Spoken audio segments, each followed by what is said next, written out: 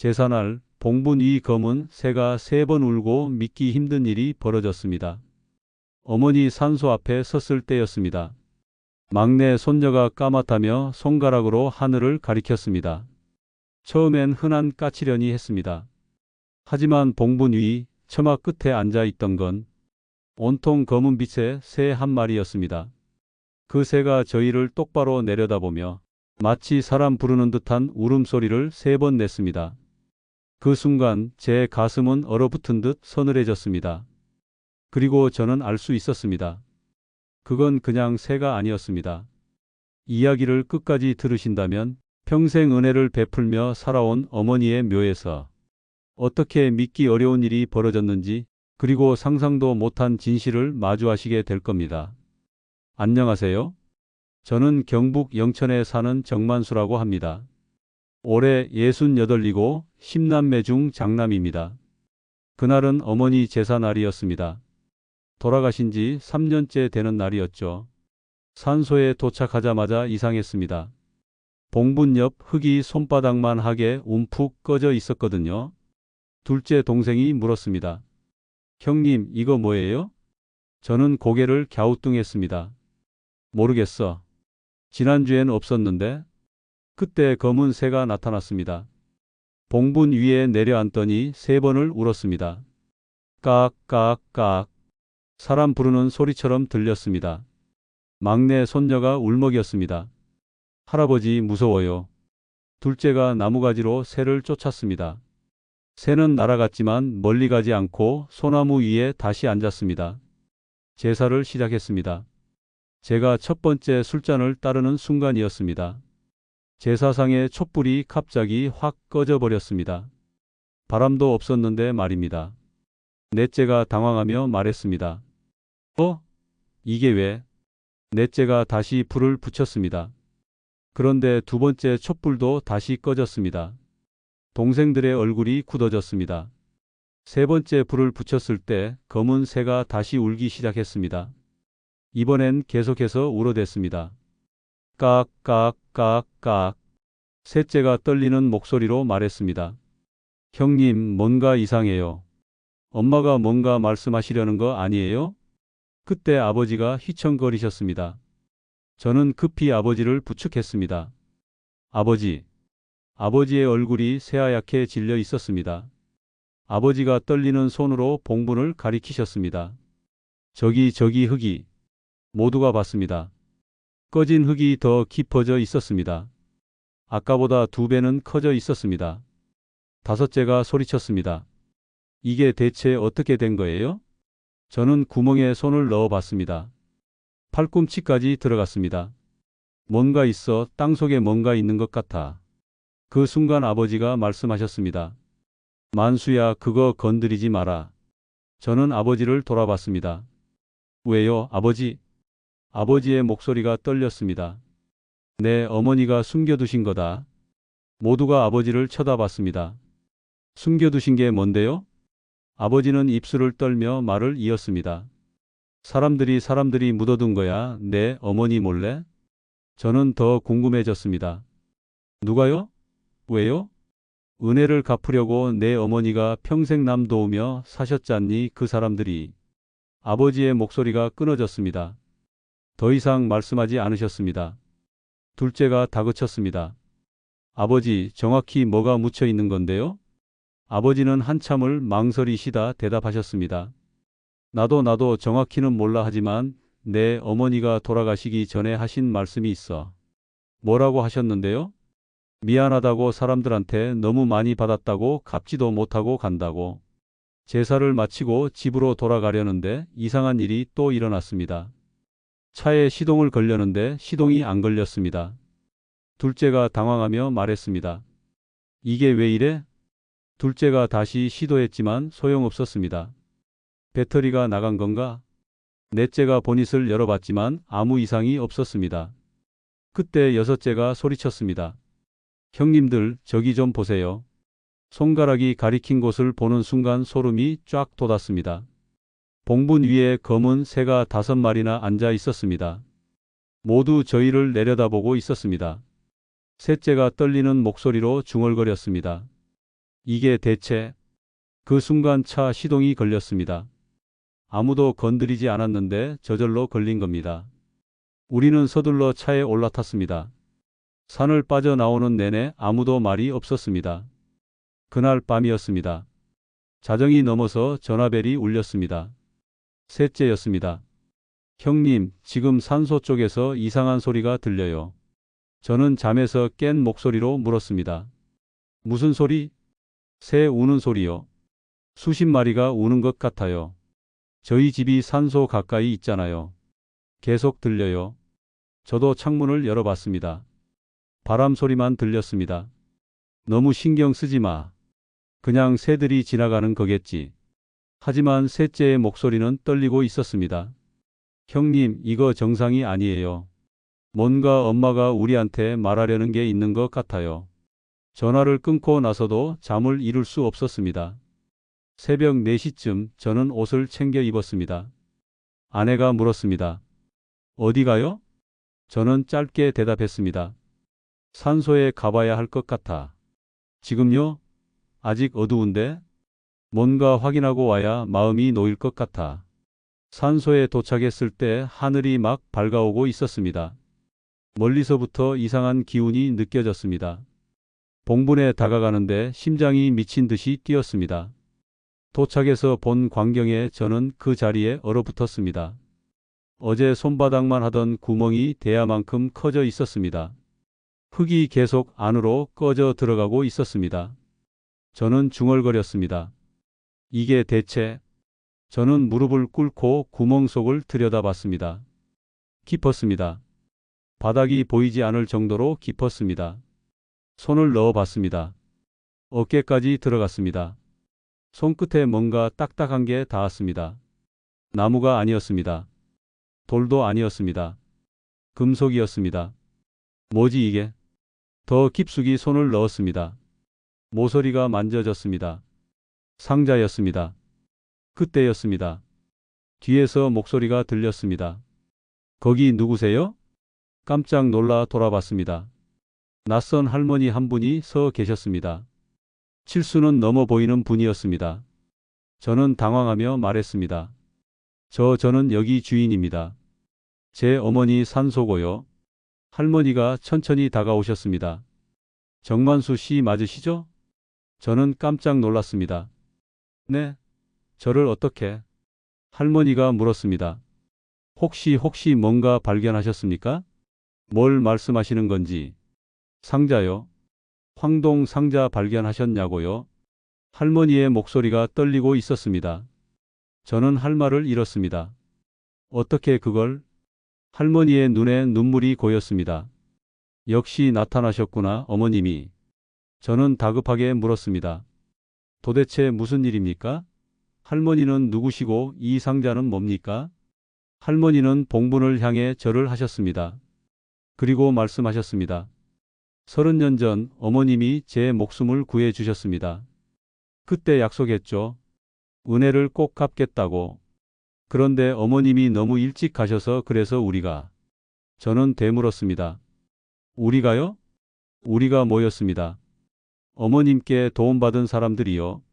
다들 가난했지만 조금씩 모았어요. 금을 모아서 어머님 곁에 묻어드렸습니다. 제 머릿속이 하얗게 비었습니다. 그게 언제입니까? 할머니가 대답했습니다. 장례식 다음 날 밤이었어요. 몰래 왔죠. 어머님 곁에 우리 마음을 묻어드렸습니다. 그때 뒤에서 또 다른 목소리가 들렸습니다. 저도 있었습니다. 돌아보니 또 다른 할아버지가 서 계셨습니다. 또 다른 분이 말했습니다. 저도요. 저도 함께 했습니다. 한 분, 두 분 계속 사람들이 나타났습니다. 모두 나이 지긋한 어르신들이었습니다. 7명이 모였습니다. 모두 봉분을 향해 절을 하셨습니다. 한 분이 말씀하셨습니다. 어머님께서 부르셨나 봅니다. 우리를 불러 모으신 겁니다. 또 다른 분이 말씀하셨습니다. 검은 새 말입니까? 저도 어젯밤 꿈에 봤습니다. 검은 새가 나타나서 산소로 오라고 했어요. 저는 혼란스러웠습니다. 잠깐만요. 도대체 무슨 일입니까? 어머니가 뭘 하신 겁니까? 할머니가 눈물을 닦으며 말씀하셨습니다. 어머님은 천 사셨어요. 우리 같은 가난한 사람들을 도우셨죠. 돈도 없으면서 나눠 주셨어요. 할아버지 한 분이 말씀하셨습니다. 제 아들이 대학 갈 때 등록금을 빌려주셨어요. 갚으려 했더니 받지 않으셨죠. 또 다른 분이 말씀하셨습니다. 제 아내가 병원비가 없어 죽을 뻔했을 때 어머님이 돈을 마련해 주셨습니다. 이야기가 계속 이어졌습니다. 모두 어머니께 도움받은 분들이었습니다. 저는 그제야 깨달았습니다. 어머니가 평생 얼마나 많은 사람을 도우셨는지, 우리 집이 왜 항상 가난했는지. 그때 제 뒤에서 목소리가 들렸습니다. 형님, 동생들이었습니다. 셋째, 넷째, 다섯째가 숨을 헐떡이며 달려왔습니다. 셋째가 물었습니다. 형님, 무슨 일이에요? 이 사람들은 누구고? 저는 대답할 수가 없었습니다. 그저 어르신들을 가리킬 뿐이었습니다. 할머니가 동생들에게 말씀하셨습니다. 우리는 어머님의 은인들입니다. 아니, 어머님이 우리의 은인이시죠. 모두 봉분 앞에 둘러앉았습니다. 어르신들이 하나씩 이야기를 풀어놓기 시작했습니다. 한 분은 30년 전 겨울 굶어 죽을 뻔했을 때 어머니가 쌀을 갖다 주셨다고 했습니다. 한 분은 25년 전 사업에 실패해서 자살까지 생각했을 때 어머니가 위로해 주시고 돈을 빌려주셨다고 했습니다. 한 분은 20년 전 아들이 사고로 병원에 실려갔을 때 어머니가 병원비를 대주셨다고 했습니다. 이야기를 듣는 내내 저와 동생들은 눈물만 흘렸습니다. 우리가 몰랐던 어머니의 삶이었습니다. 둘째가 흐느끼며 물었습니다. 그래서 상자 안에 뭐가 들어있는 겁니까? 할아버지 한 분이 대답하셨습니다. 우리가 평생 모은 겁니다. 금이에요. 어머님께 갚아야 할 빚이었으니까요. 넷째가 물었습니다. 그런데 왜 말씀 안 하셨어요? 우리한테 주시면 되지. 할머니가 고개를 저으셨습니다. 어머님이 싫어하셨을 겁니다.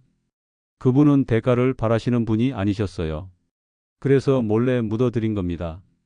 그때 멀리서 차 소리가 들렸습니다.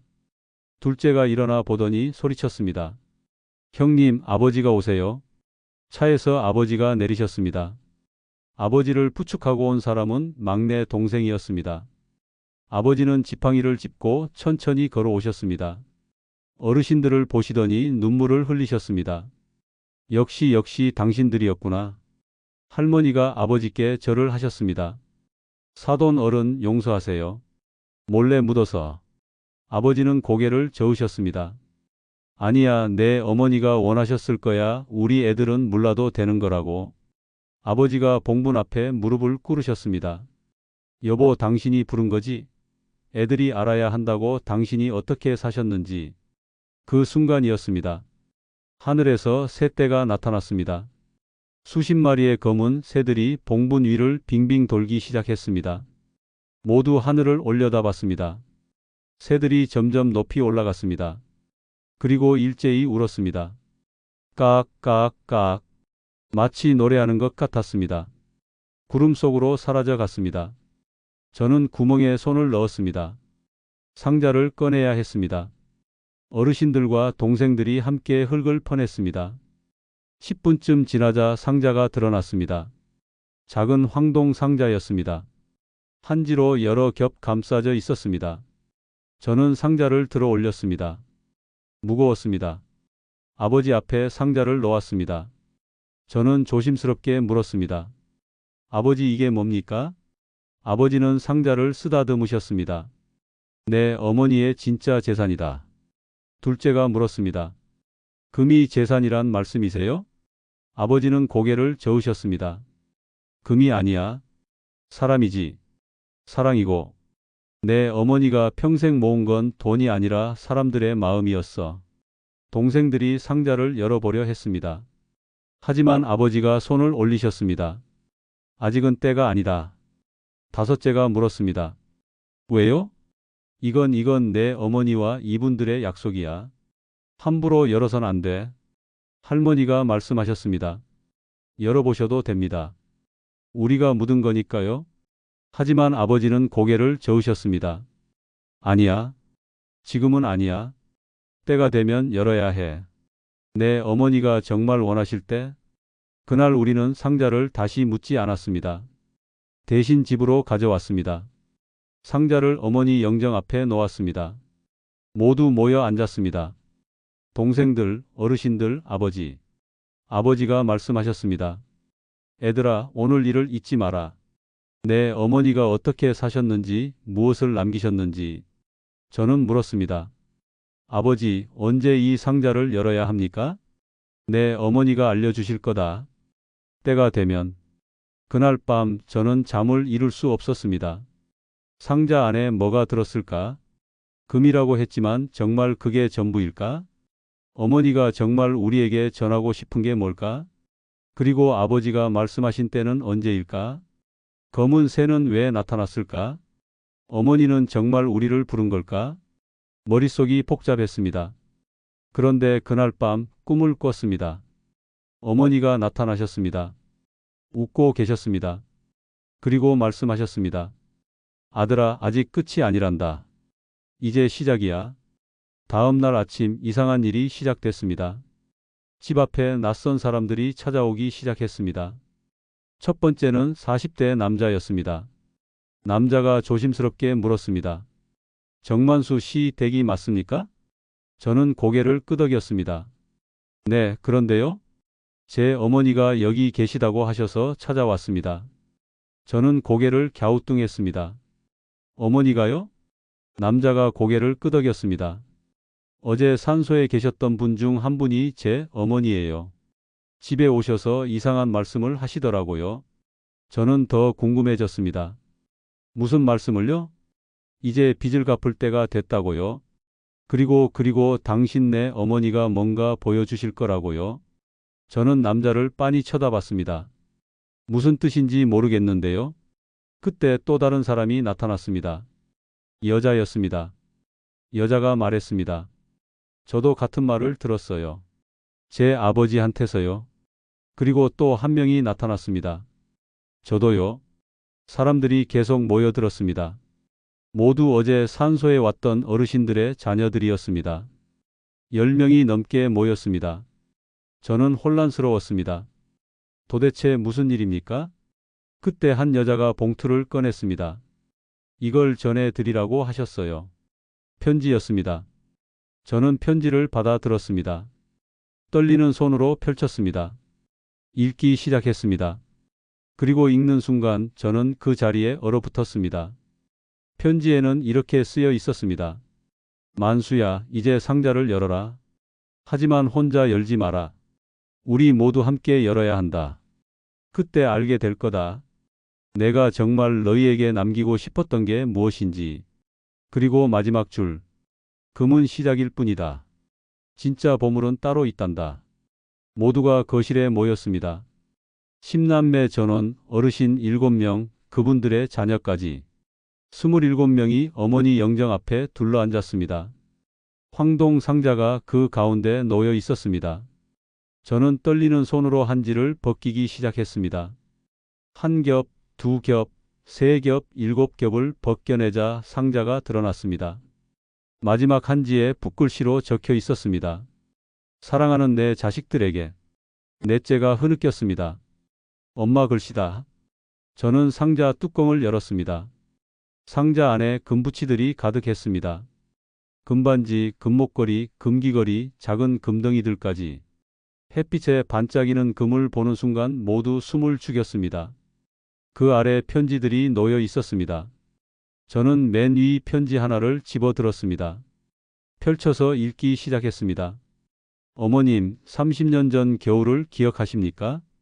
저희 집에 쌀 한 가마니를 놔두고 가신 거. 그 쌀로 저희 식구가 겨울을 넘겼습니다. 이 금반지는 제가 평생 모은 겁니다. 받아주십시오. 박영자 올림. 박영자 할머니가 일어나 절을 하셨습니다. 눈물을 흘리며 말씀하셨습니다. 정말 감사했습니다. 평생 잊지 못합니다. 우리도 모두 눈물을 흘렸습니다. 그때 아버지가 일어나셨습니다. 애들아, 잠깐만. 모두가 아버지를 봤습니다. 아버지가 상자를 보시며 말씀하셨습니다. 이 금은 우리 것이 아니야. 둘째가 물었습니다. 무슨 말씀이세요? 내 어머니의 마지막 소원이 있었어. 이 금을 어딘가에 전해야 한다고. 저는 깜짝 놀랐습니다. 어디에요? 아버지는 한참을 망설이시다 말씀하셨습니다. 50년 전 이야기다. 아버지가 앉으시며 이야기를 시작하셨습니다. 내 어머니는 부잣집 딸이었어. 6.25 전쟁이 일어나기 전까지는 말이지. 저희는 처음 듣는 이야기였습니다. 전쟁 때 부모님을 다 잃으셨어. 피난길에서 말이야. 그때 내 어머니 나이가 13살이었지. 아버지의 목소리가 떨렸습니다. 부산까지 혼자 걸어갔대. 며칠을 굶었지. 거리에서 쓰러져 죽기 직전이었어. 셋째가 흐느꼈습니다. 그때 한 남자가 나타났어. 밥 한 그릇을 내밀었지. 내 어머니는 그 밥을 먹고 살아났어. 아버지가 눈물을 닦으셨습니다. 그런데 내 어머니는 그 사람 얼굴을 제대로 못 봤어. 뒷모습만 봤대. 이름도 몰라. 어디 사는지도 몰라. 저는 가슴이 먹먹해졌습니다. 내 어머니는 평생 그 사람을 찾았어. 찾아서 감사하다고 말하고 싶었대. 하지만 못 찾고 돌아가셨지. 아버지가 금을 가리키셨습니다. 이 금을 그분께 전해드리는 게 내 어머니 마지막 소원이었어. 저는 멍하니 금을 바라봤습니다. 하지만 아버지 70년 전 일인데 어떻게 찾아요? 그때 제 아들이 말했습니다. 할아버지, 제가 한번 해볼게요. 30살 된 제 장남이었습니다. SNS에 올려볼게요. 요즘 잃어버린 사람 찾는 거 다 SNS로 해요.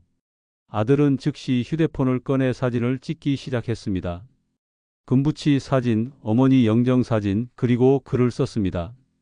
50년 전 부산에서 굶주린 소녀에게 밥 한 그릇을 주신 분을 찾습니다. 그분께 감사의 마음을 전하고 싶습니다. 업로드 버튼을 눌렀습니다. 됐어요. 이제 기다려봅시다. 1시간이 지났습니다. 아들이 소리쳤습니다. 할아버지, 조회수가 10만이에요. 2시간이 지났습니다. 50만 넘었어요. 댓글이 폭발적으로 달리기 시작했습니다. 우리 할아버지 아닐까요? 우리 아버지가 그때 부산에 계셨대요. 사진 속 옷이 우리 집안 옷이랑 비슷해요. 저녁 9시였습니다. 제 휴대폰이 울렸습니다. 모르는 번호였습니다. 여보세요? 정만수 씨십니까? 남자 목소리였습니다. 50대쯤 되어 보이는 목소리였습니다. 네, 그런데요? 저는 김태준이라고 합니다. SNS 글 봤습니다. 제 심장이 뛰기 시작했습니다. 제 아버지가 그분인 것 같습니다. 저는 너무 놀라 말을 잇지 못했습니다. 김태준이 말을 이었습니다. 아버지가 3년 전에 돌아가셨습니다. 돌아가시기 전에 계속 말씀하셨어요. 부산에서 밥 준 소녀가 어떻게 살고 있을까? 잘 살고 있을까? 만나보고 싶다고. 저는 눈물이 났습니다. 그런데 더 이상한 일이 있습니다. 뭔데요? 어제 아버지 산소에 검은 새가 나타났습니다. 그리고 봉분 옆 흙이 꺼지기 시작했어요. 당신네 어머니 산소랑 똑같습니다. 저는 소름이 돋았습니다. 뭐라고요? 오늘 아침에 파봤더니 상자가 하나 나왔습니다. 황동 상자요. 안에 금이 들어 있었고 편지가 있었습니다. 그 소녀를 찾아서 이것을 전해달라는 내용이었어요. 저는 할 말을 잃었습니다. 지금 어디십니까? 부산입니다. 아버지 산소가 여기 있어요. 저는 즉시 대답했습니다. 지금 당장 갑니다. 그날 밤 우리는 부산으로 향했습니다. 저와 동생들 5명, 아버지, 그리고 어르신 4분까지. 총 11명이 차 3대에 나눠 탔습니다. 밤새 달렸습니다. 새벽 5시에 부산 외곽 산소에 도착했습니다. 멀리서 사람들이 보였습니다. 김태준과 그의 가족들이었습니다. 7명이 우리를 기다리고 있었습니다. 저는 차에서 내려 김태준에게 다가갔습니다. 김태준 씨 맞으십니까? 네, 정만수 씨시죠? 우리는 서로 깊게 절했습니다. 김태준이 봉분을 가리켰습니다. 여기입니다. 봉분 옆 흙이 정말 꺼져 있었습니다. 우리 어머니 산소와 똑같았습니다. 나무 위에 검은 새 2마리가 앉아 있었습니다. 우리를 내려다보고 있었습니다. 김태준이 말했습니다. 어제 파낸 상자입니다. 그가 황동 상자를 보여줬습니다. 우리가 발견한 것과 똑같은 크기, 똑같은 모양이었습니다. 열어보시겠습니까? 저는 고개를 끄덕였습니다. 김태준이 상자를 열었습니다. 안에 금붙이들이 가득했습니다. 그리고 편지 한 통. 김태준이 편지를 읽기 시작했습니다. 그 소녀를 찾아주시오. 제가 평생 모은 것입니다. 그 아이가 잘 살고 있는지 확인하고 싶습니다. 제 마지막 소원입니다. 김영수 올림. 저는 눈물을 참을 수 없었습니다. 그때 뒤에서 거친 목소리가 들렸습니다. 태준아, 이게 대체 무슨 짓이야? 돌아보니 50대 남자가 서 있었습니다. 화난 얼굴이었습니다. 김태준이 당황하며 말했습니다. 형. 형이 다가오며 소리쳤습니다. 우리 아버지 금을 왜 남한테 줘? 그건 우리 재산이야. 김태준이 말했습니다. 형, 아버지 유언이잖아. 무슨 유언? 70년 전에 모르는 여자한테 밥 한 그릇 줬다고 금까지 줘야 돼? 형이 상자를 움켜쥐었습니다. 이건 우리 거야. 우리 애들 학비에 보태야 한다고. 뒤에서 여자 목소리가 들렸습니다. 맞아요. 우리 애들은 어떡하라고요? 형수였습니다. 그냥 반반씩 나눠요. 그게 공평한 거죠. 저는 한 발 물러섰습니다. 형이 금 가방을 들고 차로 향했습니다. 이건 우리가 가져간다. 김태준이 형의 팔을 잡았습니다. 형, 안 돼. 놔. 형이 김태준을 밀쳤습니다. 김태준이 넘어졌습니다. 형이 다시 차로 향했습니다. 그때였습니다. 아버지가 지팡이를 짚고 형 앞을 막아섰습니다. 90세 노인이 50대 남자 앞에 선 겁니다. 형이 소리쳤습니다. 비키세요. 아버지는 움직이지 않으셨습니다. 젊은이, 자네 아버지가 뭐라 하셨나? 형이 멈췄습니다. 아버지가 조용히 말씀하셨습니다. 자네 아버지가 평생 뭘 찾으셨나? 돈인가 사람인가? 형이 말이 없었습니다. 자네가 지금 들고 있는 게 금인가? 자네 아버지 마음인가? 아버지의 목소리가 떨렸습니다. 우리 집도 가난했네. 10남매 키우느라 굶기도 많이 굶었지. 아버지가 봉분을 돌아보셨습니다. 하지만 내 어머니는 남 도우며 사셨어. 우리가 굶어도 남 먼저 챙기셨지. 아버지가 다시 형을 보셨습니다. 그게 진짜 부자야, 젊은이. 자네 아버지도 그런 분이셨어. 평생 한 소녀 걱정하며 사셨잖나? 아버지가 형의 어깨에 손을 올리셨습니다. 자네가 그 마음을 짓밟을 건가? 형이 그 자리에 주저앉았습니다. 가방을 놓고 울기 시작했습니다. 아버지 죄송합니다. 형이 오열했습니다. 제가 욕심부렸습니다. 김태준이 형을 일으켰습니다. 형이 김태준을 안았습니다. 태준아, 미안해. 형이 잘못했어. 형수도 다가와 눈물을 흘렸습니다. 죄송합니다. 제가 너무 못됐어요. 형이 우리에게 고개를 숙였습니다. 정말 죄송합니다. 아버지 뜻을 몰랐습니다. 저는 형에게 다가가 손을 내밀었습니다. 괜찮습니다.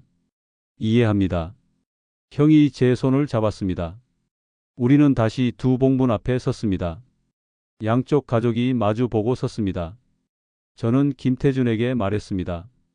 이 금을 합칩시다. 네. 두 집안의 금을 모두 합쳐서 재단을 만듭시다. 어려운 사람 돕는 재단을요? 김태준의 눈이 빛났습니다. 좋은 생각입니다.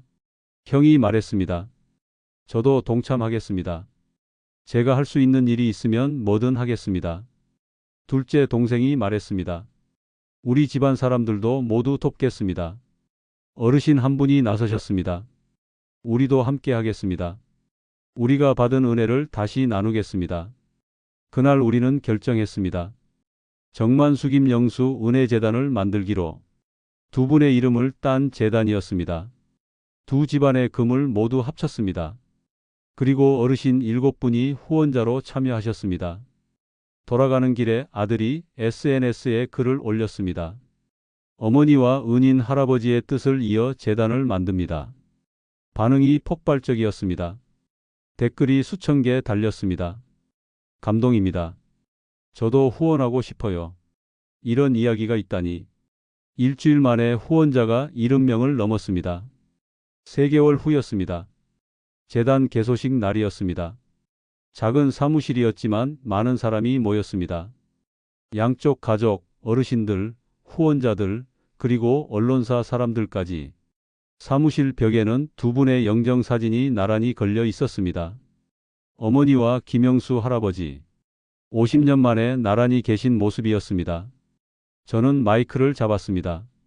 오늘 정만숙임 영수 은혜재단을 시작합니다. 박수가 터져 나왔습니다. 이 재단은 제 어머니와 김영수 할아버지의 뜻을 이어갑니다. 받은 만큼 베푸는 삶, 그것을 실천하겠습니다.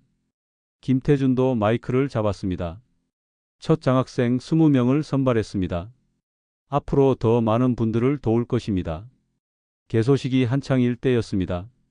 갑자기 창밖이 어두워졌습니다. 모두 창문을 봤습니다. 검은 새 2마리가 건물 위를 빙빙 돌고 있었습니다. 함께 울었습니다. 까악. 마치 노래하는 것 같았습니다. 그리고 나란히 하늘로 날아올랐습니다. 점점 높이, 점점 멀리. 구름 속으로 사라져 갔습니다. 제 손자가 물었습니다. 할아버지, 할머니가 가시는 거예요? 저는 손자의 머리를 쓰다듬었습니다. 아니라, 함께 가시는 거야.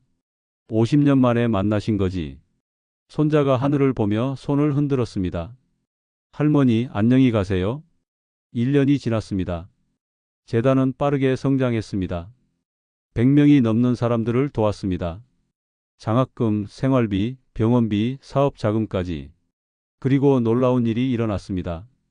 재단에서 도움받은 사람들이 다시 후원자로 돌아온 겁니다. 장학금 받아 대학 간 학생이 아르바이트비를 후원했습니다. 병원비 도움받은 분이 건강 회복 후 매달 10만 원씩 보냈습니다. 사업 자금 받은 분이 사업 성공 후 1,000만 원을 기부했습니다. 은혜의 순환이 시작된 겁니다. 어느 가을 날이었습니다. 20살 된 여학생이 재단을 찾아왔습니다. 이사장님, 제가 돌아봤습니다. 저 기억하세요? 1년 전에 장학금 받았던 학생이에요. 아, 그래요? 어떻게 지내요? 여학생이 눈물을 흘렸습니다. 합격했어요. 대학에 합격했어요. 저도 눈물이 났습니다. 축하해요. 여학생이 봉투를 꺼냈습니다. 이거 받아주세요. 아르바이트에서 모은 거예요. 많지는 않지만. 고마워요. 여학생이 영정사진 앞에 절했습니다. 할머니, 감사합니다. 제가 꼭 훌륭한 사람 되겠습니다. 그날 저녁 김태준에게서 전화가 왔습니다.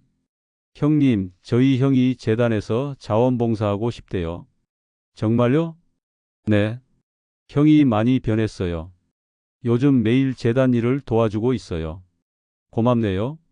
형이 그러더라고요. 이제야 아버지를 이해했다고. 돈보다 중요한 게 있다고. 저는 웃었습니다. 김영수 할아버지가 좋아하시겠어요. 우리 다음 주에 산소 갑시다. 두 분께 인사드리러요. 좋아요. 다음 주 토요일이었습니다. 양쪽 가족 10명이 모였습니다. 부산 산소와 영천 산소 두 곳을 모두 방문하기로 했습니다. 먼저 부산 산소에 갔습니다. 김영수 할아버지 앞에 제사상을 차렸습니다. 우리 가족이 함께 절했습니다. 저는 말했습니다. 할아버지, 저희 어머니를 살려주셔서 감사합니다. 그 은혜를 평생 잊지 않겠습니다. 그리고 영천으로 이동했습니다.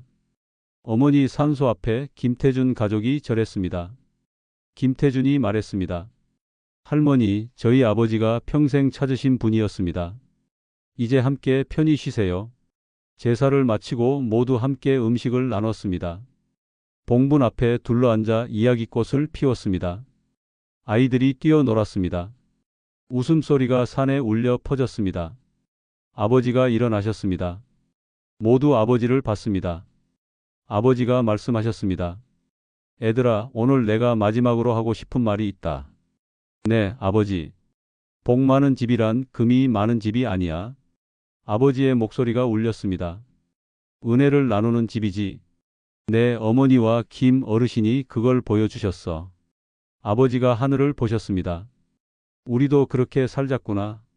모두 고개를 끄덕였습니다. 저는 봉분 앞에 무릎을 꿇었습니다.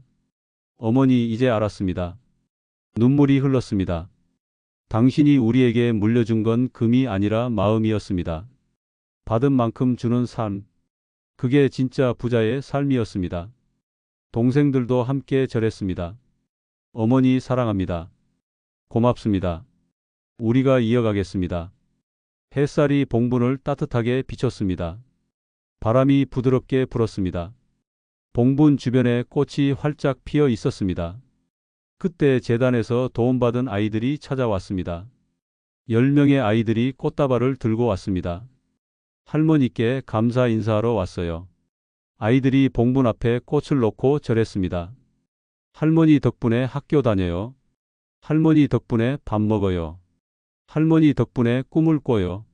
감사합니다. 아이들의 목소리가 하늘로 울려 퍼졌습니다. 하늘은 구름 한 점 없이 맑았습니다. 햇살은 따뜻했습니다.